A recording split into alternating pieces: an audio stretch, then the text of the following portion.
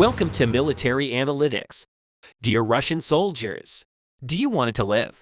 The war between Ukraine and Russia has affected these two countries as well as the whole of Europe and even the whole world, economically, militarily, and politically. Almost all the states of the world turned against Russia.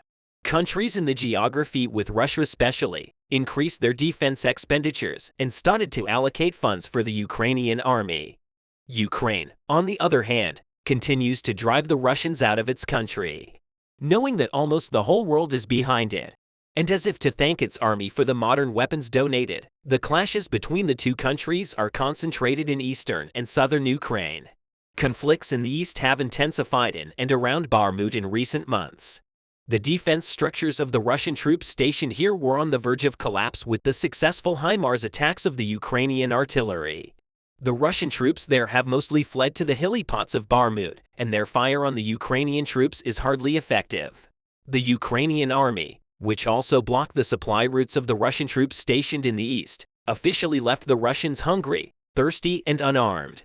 Winter is still not over in Ukraine, and the Russian soldiers are struggling with the harsh winter. On the one hand, trying to keep their psychology intact on the one hand, and trying not to be cannon fodder for the Ukrainian artillery on the southern front. The Ukrainian army has completely taken over the city of Kherson. The few Russian attacks from the left bank of the Dnipro are successfully thwarted. The attacks of the Ukrainian air forces, especially from Kherson to the Crimean side, and the Russian Black Sea Fleet stationed in Sevastopol, continue without slowing down.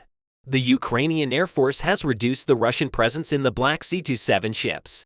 Russian air defense systems deployed over Crimea are also systematically hit. Earlier this week, experts warned the Russian military that Ukraine could launch a possible airborne operation on the left bank of the Dnipro if this attack takes place. As experts claim, the Ukrainian army will move a little closer to its ultimate target, the Crimea. Apart from these, desertions continue within the Russian army. Some of the 300,000 Russian youth recruited by the partial mobilization decision announced in the autumn were sent to Ukraine. But almost every day, 300 to 500 mobilized soldiers are eliminated by the Ukrainian army as the commanders keep the mobilized soldiers on the front line. The vast majority of those who remain either lay down their weapons and surrender to the Ukrainian army or flee from the front. So what did Ukraine do for deserters in the Russian army? Today, we will give you information and details about the answer to this question. The Ukrainian government has signed a project that will go down in history after the partial mobilization decision of Russian President Vladimir Putin.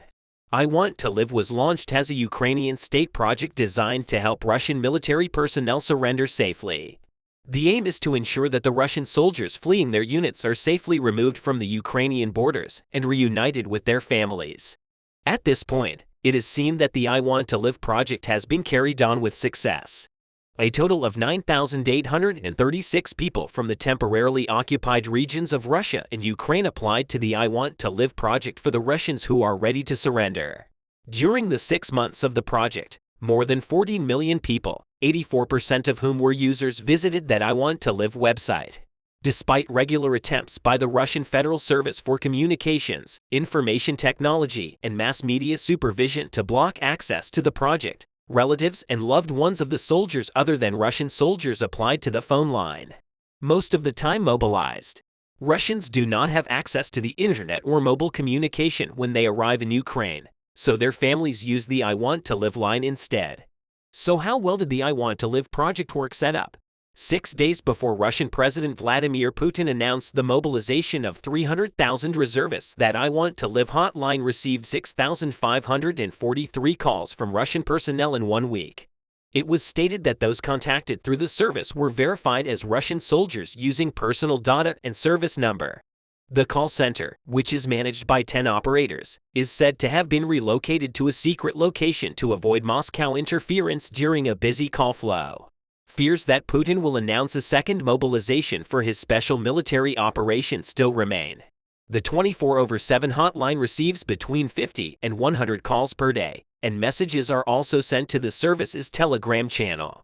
The call center was moved from the division's Kiev offices to a secret location a month ago for fear of being the target of Russian attacks.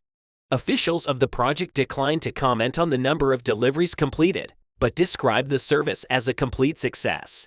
In the first stage, the mobilized, partially mobilized, and not yet mobilized Russian soldiers should call this helpline and say I am leaving and surrender. After that, soldiers are obliged to leave their personal data. The soldier has to call back and say, I will surrender. After reaching Ukrainian soil, and Ukrainian operators are helping the surrendered soldiers reach a safe place where they will encounter Ukrainian special forces. A few months ago, it was reported that there were soldiers begging to get out of the mess in Kherson during the extensive Ukrainian counteroffensive. The call center received calls from the Russians, and the Russian soldiers said to them, "Save our souls because we got stuck in the mud. Our battalion fell completely. We have 10 soldiers left. Please get us out of this mess." One of the call center employees said the volume and content of calls gave him hope that Russia's resolve was weakening. Some people call and say, I'm somewhere in the army. I want to surrender. Others say I'm afraid to mobilize in Russia. What should I do? Others say I am on Ukrainian soil. I want to surrender. They are afraid and do not know what to do. So what happens to the Russian soldiers who surrendered to the Ukrainians? Those who surrender are offered the opportunity to be part of a prisoner exchange for Ukrainian soldiers captured by the Russians as part of such exchanges. A total of 1646 Ukrainian personnel were reportedly released by the Russian government, with the most recent of which 50 were exchanged from both sides. It is not standard policy to report the number of Russian soldiers returned in prisoner exchanges, but the freed Russian prisoners were given the personal want to live business cards, but also had the option that if they were redeployed to the battlefield, which is not uncommon, they could surrender again by telling the operator the number on the card. Many of the Russian soldiers currently in Ukraine are uneducated and unarmed Russian youth who were recruited by the partial mobilization decision announced in the autumn. As such, that I Want to Live line established by Ukraine saves the lives of many young people and strives to bring them back to real life. So what other projects does the Ukrainian government produce for Russian soldiers who want to surrender? Tens of thousands of drones have been deployed across Ukraine to destroy Russian elements, spy on their formations, and direct bombs at their targets. But last month, the Ukrainian military launched a program to use UAVs in a more unconventional role, guiding Russian soldiers who want to surrender. The basis of the program is that in late November, the Ukrainian army tensely followed a path marked by a drone where a Russian soldier threw his gun to the ground, raised his hands, and delivered it to the 54th Mechanized Brigade of the Ukrainian Army. A few weeks later, the Ukrainian General Staff released a training video explaining how Russian soldiers could surrender to a Ukrainian drone. And this is now part of Ukraine's far-reaching effort to persuade Russian soldiers to give up. It is too early to know whether the drone effort will attract meaningful numbers of Russian deserters, but this adds another way for Ukraine to recruit Russian deserters, adding a distinctly modern twist to the age-old information warfare tactic, and could at least erode Russian morale on the battlefield. Russia's defeats have already provided an opportunity for Ukraine to exploit this low morale, especially after the Kremlin sent thousands of new troops into fierce battles with little training and insufficient supplies in the fall. The fact that so many desertions from the Russian army are the biggest proof that there are great problems in the army and that the mobilized soldiers are not comfortable in the army. Isn't it delusional to hope that the Russian army will gain any war in such an environment? It is difficult to predict what the coming days will show us about the Ukraine war, but it seems that the Russian army will not be able to continue this war any longer as long as it suffers such losses. While the Russian army is regressing in the regions where the war is raging, the Ukrainian army continues to make history with its successful operations. These days, the war has intensified in the Donetsk region. In a statement he made recently, Ukrainian President Zelensky stated that the war intensified in the Donetsk region. There was a new development in the Donetsk region where the war intensified. The Russian barracks in the city of Mariupol and Dona, Scotland were hit by the Mariupol resistance group. Mariupol is of great importance due to its location. It is one of the routes to Crimea, which the Russian occupiers annexed in 2014. This is why there are fierce clashes in Mariupol. Ukraine has been trying to take Crimea from the Russian occupiers since the first day of the war, and the Ukrainian officials often make statements on this issue.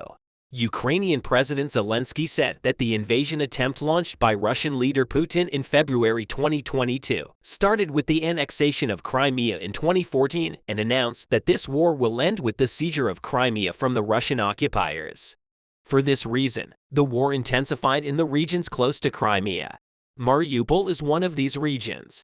Recently, the Mariupol resistance group struck the barracks of the Russian occupiers. The attack took place at around 6 p.m.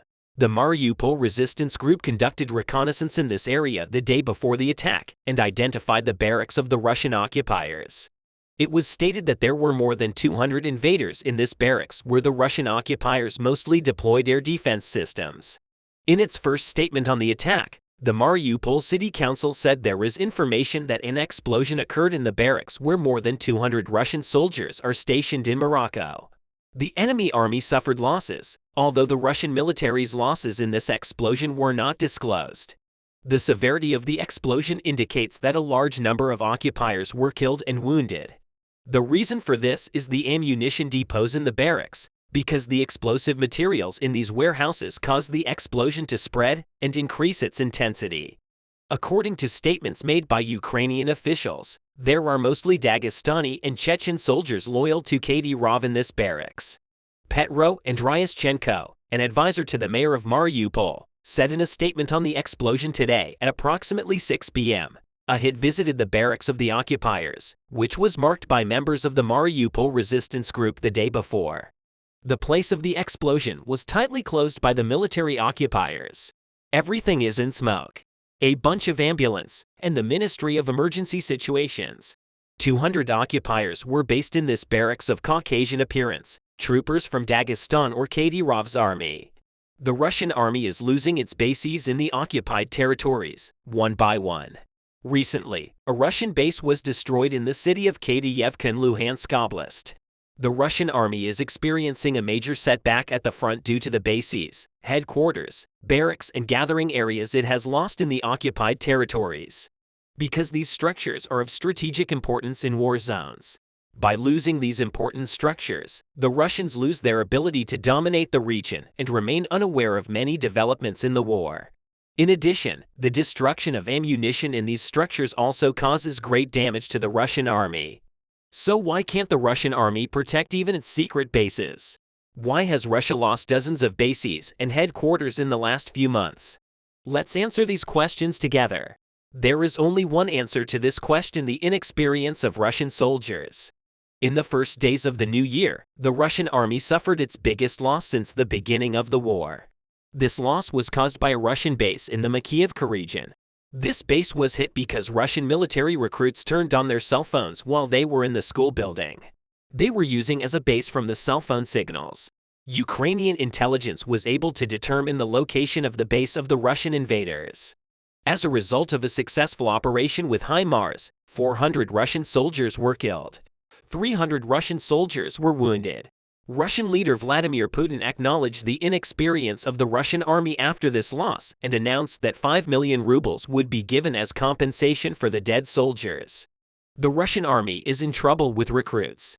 In recent days, there has been another incident that caused the Russian army to lose places such as bases, ammunition depots, and headquarters. This incident also negatively affected the reputation of the Russian army. A Ukrainian woman downloaded a dating app on her phone and started chatting with Russian soldiers. In this app, you can see how many meters away you are from the person you are talking to. The Ukrainian woman opened an account under the pseudonym and learned that Russian soldiers were what they were doing and what operation they were preparing for. Russian soldiers shared this information with the woman without thinking in order to make themselves look powerful. The information accumulated and was passed on to the Ukrainian intelligence. After investigations, the intelligence determined that the location were correct. Then the Ukrainian army started the operation, and in a very short time, tens of bases, headquarters, and warehouses belonging to the Russian invaders were destroyed. Russian soldiers also have many inexperience, such as sharing photos and videos from the occupied territories. Although Putin is trying to prevent this problem, he cannot do anything because he cannot find experienced soldiers to fight and continues to lose important places such as headquarters, bases, and ammunition depots. The success of the Ukrainian Air Force also plays an important role in the Russian army's loss of bases and headquarters. The Ukrainian Air Force is getting stronger day by day with the support of Western and European countries. American-made HIMARS missile systems and Turkish-made Bayraktar DB-2 unmanned aerial vehicles are successfully destroying Russian bases and headquarters. Along with all these negativities, the Russian army's inadequacy in air defense systems also leads to the destruction of its bases and headquarters. The Russian army was said to be one of the most powerful armies in the world. However, this discourse has become questionable in the Ukrainian war because the Russian army can no longer prevent the Ukrainian army's airstrikes. This is confirmed by the fact that Russia's destroyed tanks and planes are also Soviet era vehicles. The images shared from the streets of Russia in recent days also show that Russia is now on the defensive due to the decrease in the Russian army. Air defense systems. Russia took the air defense systems in the occupied regions to the streets. In the images shared from the streets of Russia, it is seen that air defense systems have been placed on the roofs of many public and civilian buildings, including the Russian Defense Ministry. These images reveal that Russia, which is in the offensive position, has moved to the defense position. It has been almost a year since Russia began its occupation of Ukraine. Russia has lost over 125,000 soldiers and tons of ammunition during this period. It seems difficult for Russia to continue the war with these losses. A 1,200-kilometer front line stretching from the Donetsk and Luhansk has witnessed very violent and critical moments so far. With the improvement of the weather conditions, the Ukrainian front lines have begun to move again. The tension of the war reached its climax, with Russia still stubbornly attacking Ukrainian territory, despite its record number of losses, and the Ukrainian army defending its homeland with all its military might and carrying out counterattacks.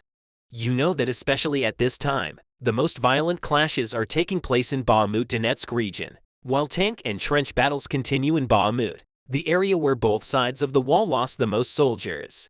The direction of the attacks this week has shifted to a surprise Ukrainian city. Yes, the address of striking offensives and unexpected counterattacks this time was a city in the Kharkiv region, which has been silent for a long time without wasting any time. We are taking you to that city where violent clashes and silence give way to offensive operations and gunfire. The place we are talking about is the city of Kupiansk. Chechen troops fighting for the Ukrainian army in Kupiansk created a living defensive wall in order to prevent the attack attempts of Russian soldiers in these areas. The Russians launched a series of fierce attacks to drive the Chechen troops fighting for Ukraine from the east bank of the river and heavily bombarded Kupiansk in preparation for their planned offensive. Civilians in the city began to be evacuated due to the bombardment. Apparently, these efforts by the Russians were in vain because they were unable to secure the trenches. They were deployed around Kupiansk. This situation allowed the Chechen troops to make counterattacks. Thus, the attack of the Russian forces on Kupiansk became impossible.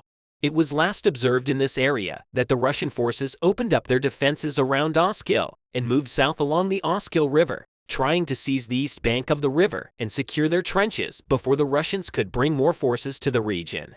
Due to their attack on Kupiansk, they had to clear their trenches from danger.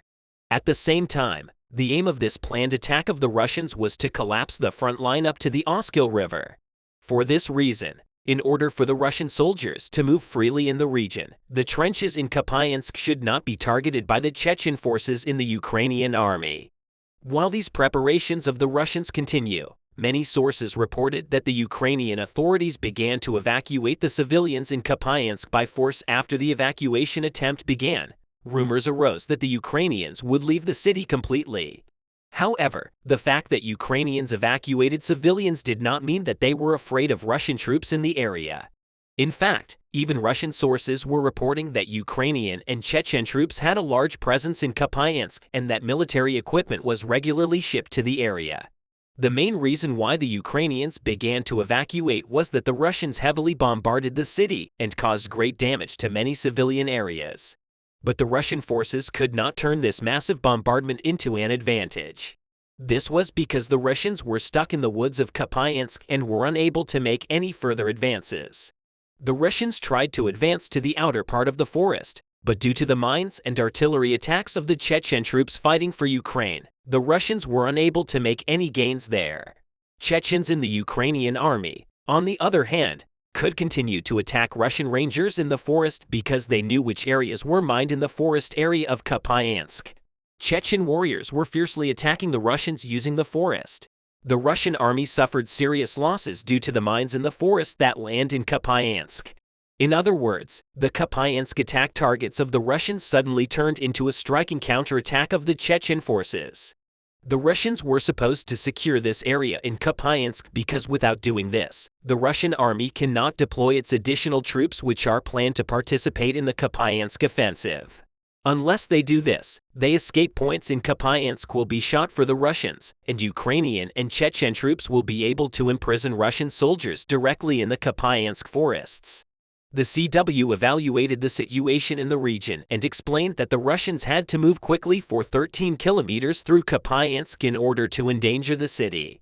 And they will not be able to do this as they did not guarantee the route they were advancing. For the Russians, the chances of success in this region is almost over. According to the reports shared by the Ukrainian General Staff, the only success of the Russians here was to fix the Chechen forces of the Ukrainian army in Kupiansk and to prevent these forces from being sent to other regions. If you remember, Russian leader Vladimir Putin ordered the defeat of the Ukrainian forces and the complete capture of the Luhansk and Donetsk regions by March. Considering what has happened so far, the Russians failed to break through. The Ukrainian defenses in these areas disperse the Ukrainian forces and later capture. And linemen. The fact that the changes in the Ukrainian front lines were almost invisible to the Russians created controversy over whether the planned Russian offensive operation was carried out. However, the fact that the important units of the large Russian divisions, which included a large number of soldiers engaged in fierce clashes along the front lines in the Donbass region and suffered heavy losses, showed that the Russian offensive operations took place, but they could not achieve remarkable success. In addition, Moscow officials questioned whether the Russian army was ready for the Ukrainian counter-offensive operations, which are expected to take place in the coming days. After heavy casualties on the front lines such as Bakhmut, Vologda and Kremenna, after this critical interrogation and the evaluation of the data obtained afterwards, it was suggested that the Russian forces may have fulfilled the conditions for the Ukrainian counterattacks by spending their combat capabilities in these cities. But the Russian army had recently gathered large numbers of mobilized soldiers near Vuhledar and had lost most of them in attacks on the city. And even as a result of great losses, the Russian armed forces had to combine the Marine infantry brigades. The great attacks of the Russians in the Luhansk and Kharkiv regions did not yield any remarkable results. The clashes in Bakhmut still continue from where they left off, according to the forecasts of the Institute of War Research, due to the unsuccessful offensives carried out by Russians at the moment. The Ukrainian forces can launch a counterattack anywhere on the front line. It seems that Putin has exaggerated the clashes ability of the Russian army and the role that the mobilized soldiers will play in his plans. In fact, when we examine the current situation of the Russian army, a successful mobilization that will take at least 3 months and consist of several stages is required for the most effective plan. However, this may cause a new chaos in Russia, and even this chaos could have far more severe effects than the initial mobilization in Russia. On the other hand, intense clashes are taking place in Kremenna and Bakhmut at the moment. This indicates the end of the Russian offensive's operations in Kupiansk. In short, the brave Chechen fighters in the Ukrainian army largely fend off the Russian threat in the city they had long protected. At the same time, the situation on other front lines on Ukrainian territory has come under the control of the Ukrainian armed forces to a large extent. The fact that the Russians fell so much power and began to lose the lands they occupied accelerated the foundations of the great Ukrainian offensive operation, which is thought to take place in the future. Poland, which is not indifferent to the very successful progress of Ukraine these days, took an important step to support the big offensive plans planned by Kiev. Recently, Poland announced that it could send MiG-29 warplanes to Ukraine in a short time. Polish Prime Minister Mateusz Morawiecki has announced that they will be able to deliver Soviet-made MiG-29 fighter jets to Ukraine in the next 4 to 6 weeks. At the moment, all conditions seem suitable for Ukraine to regain its independence, which also receives the military support of the West.